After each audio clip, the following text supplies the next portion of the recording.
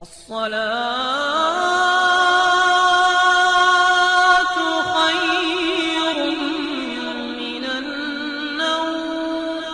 پیارے بھائیوں، آج میں آپ سبھی کے لیے ایک ایسا واقعہ لے کر آیا ہوں جس کو سننے کے بعد آپ کے ہوش اڑ جائیں گے اور یقیناً آپ بے ساختہ پکار اٹھائیں گے کہ یقیناً اللہ تو بڑا کریم ہے، اللہ بڑا ہی رحیم ہے، اور یقیناً تو ہر شے کے اوپر قادر ہے، اور یقیناً تو اپنے بندے سے بہت محبت فرماتا ہے۔ پیارے دوستو، اگر آپ اللہ تعالیٰ سے محبت کرتے ہیں تو اس ویڈیو کو ایک لائک کر کے اپنے دوستوں کے ساتھ ضرور شیئر کیجیے گا، اور اگر آپ نے ہمارے اس یوٹیوب چینل کو سبسکرائب نہیں کیا تو ابھی ہمارے اس یوٹیوب چینل کو سبسکرائب کرتے ہوئے بیل آئیکن پر ضرور کلک کر دیں تاکہ اسی طرح کی اپلوڈ ہونے والی ویڈیوز کا نوٹیفیکیشن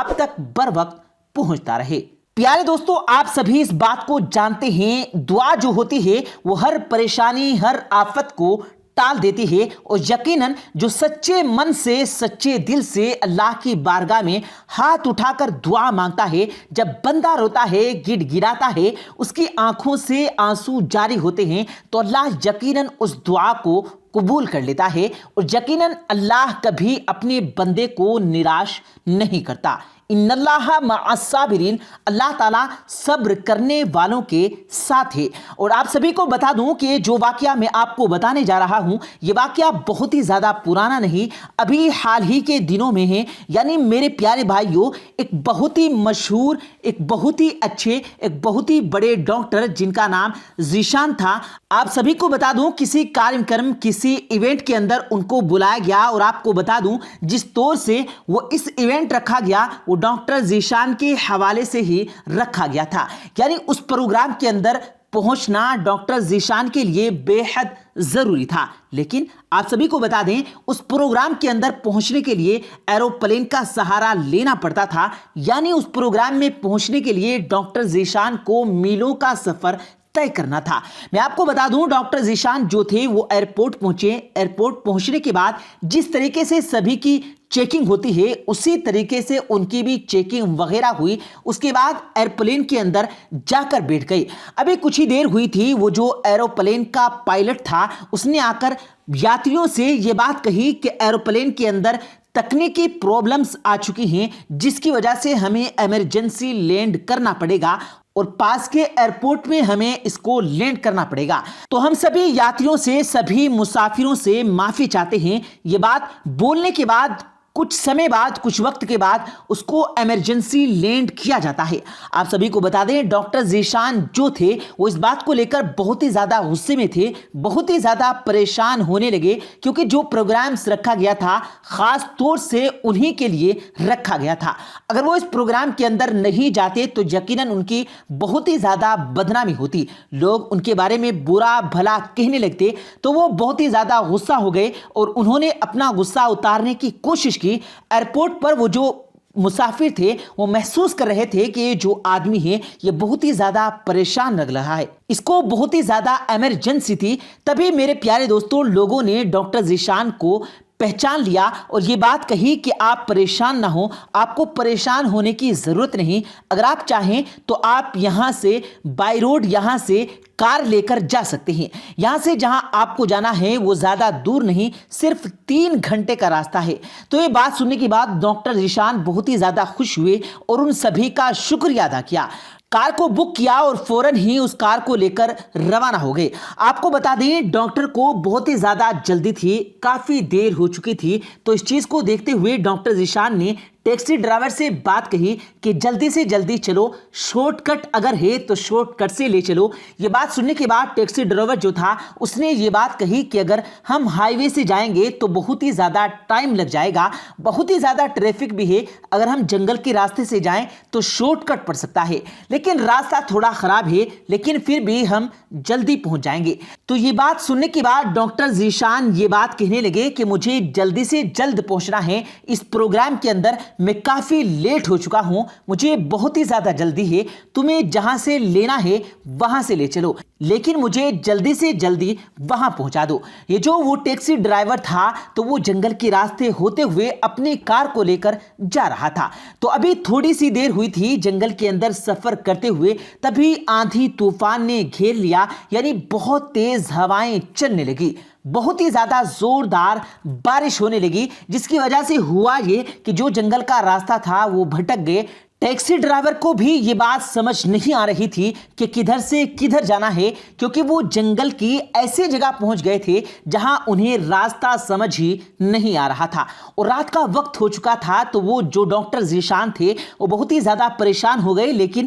اس نے یہ بات کہی کہ جو ٹیکسی آگے جاتی ہے وہ بارش رکنے کے بعد ہی جائے گی، طوفان رکنے کے بعد ہی وہ آگے بڑھے گی، ورنہ کوئی دور گھٹنا ہو سکتی ہے۔ تو بہتر یہ ہے کہ آس پاس پڑوس میں اگر کوئی گھر نظر آتا ہے اس جنگل کے اندر تو ہم وہاں جا کر کچھ دیر آرام کر لیتے ہیں، جیسے ہی بارش رکے گی یا طوفان رکے گا تو فوراً ہی ہم راستہ پتہ کر کے آگے چلیں گے۔ تو پیارے دوستو، جنگل کے اندر تھوڑا بہت پتہ کرنے کے بعد ڈاکٹر ذیشان کو ایک جھونپڑی نظر آئی جس کے اندر دیا جل رہا تھا، تھوڑی سی روشنی آ رہی تھی۔ تو ڈاکٹر ذیشان جو تھا اس کو تھوڑی سی راحت ہوئی اور وہ اس جھونپڑی کے اندر داخل ہوئے۔ اس نے محسوس کیا کہ جھونپڑی کے اندر ایک بوڑھی عورت مسلح کے اوپر کھڑی ہوئی ہے۔ پھر جیسے ہی ڈاکٹر ذیشان دروازے کے اندر داخل ہوئے تو وہ جو بوڑھی عورت تھی وہ مسلح کے اوپر کھڑی تھی۔ تبھی ڈاکٹر ذیشان کے اوپر اس کی نظر پڑی تو اس نے کہا کہ اندر آ جاؤ، بہت ہی زیادہ موسلادھار بارش ہو رہی ہے،